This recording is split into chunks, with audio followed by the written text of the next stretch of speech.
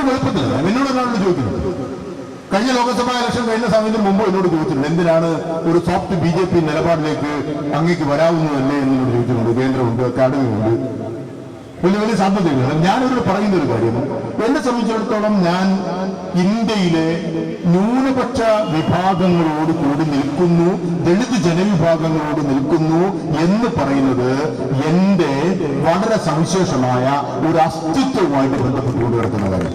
അതാണ് എന്റെ പ്രതികരണം. അല്ലാതെ എനിക്ക് വരെ ലാഭങ്ങളൊന്നും നേടുന്നില്ല. അത് അസ്തിത്വമായിട്ട് ബന്ധപ്പെട്ടത്. ഇതൊരു പൊളിറ്റിക്കൽ ഐഡിയോളജി നമ്മൾ എപ്പോഴും എഴുതുന്നു. ഇല്ലെങ്കിൽ ചരിത്രത്തിന്റെ വലിയ വികാരങ്ങളെ വ്യക്തിപരമായിട്ട് എനിക്ക് നേരിടേണ്ടി വരും. എനിക്ക് ആ വ്യക്തിപരമായിട്ട് നേരിടാൻ എനിക്ക് താല്പര്യമില്ല. അതുകൊണ്ടാണ്. കാരണം ഇന്ത്യയിലെ ന്യൂനപക്ഷ ജനവിഭാഗങ്ങളെ സംബന്ധിച്ചിടത്തോളം ബാബറി മസ്ജിദിന് ശേഷം, ഗുജറാത്ത് കലാപത്തിന് ശേഷം അവര് അത്യന്തം ഭയപ്പെട്ടു നിൽക്കുന്നു എന്ന് പറയുന്നത് വളരെ സത്യമാണ്. അത് കേരളത്തിൽ നമ്മൾ നോക്കിയിട്ട് കാര്യമില്ല.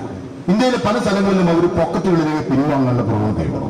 ഈ പോക്കറ്റുകളിലേക്ക് പിൻവാങ്ങാനുള്ള പ്രവണത ഉണ്ടാക്കുന്നതിനാണ് ഇത് സംഭവം. ഇതുവരെ ഇത്ര വന്നു കഴിഞ്ഞാൽ ഭീതിതമായിട്ട് അവർ പിൻവാങ്ങും.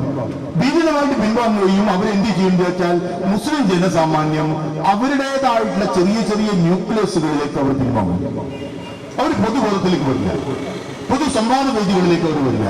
അവർ ഞങ്ങൾ വേട്ടയാടപ്പെടുന്ന ആളുകളാണ് എന്ന് പറഞ്ഞുകൊണ്ട് പിൻവലിയും. പെട്ടെന്ന് അങ്ങനെയല്ലേ? പെട്ടെന്ന് നമ്മൾ ആലോചിച്ച് പോകുന്നില്ല. ഒരു മഴയില് പാറ്റയുടെ ചിറകൊക്കെ പൊടിഞ്ഞു കഴിഞ്ഞാൽ പിറ്റേന്ന് രാവിലെ നോക്കിക്കഴിഞ്ഞാൽ ഏതെങ്കിലും മൂലക്ക് ഒന്നിച്ച് പുഴുക്കളെ പോലെ അത് അടിഞ്ഞു കൂടുന്നത് കാണാം.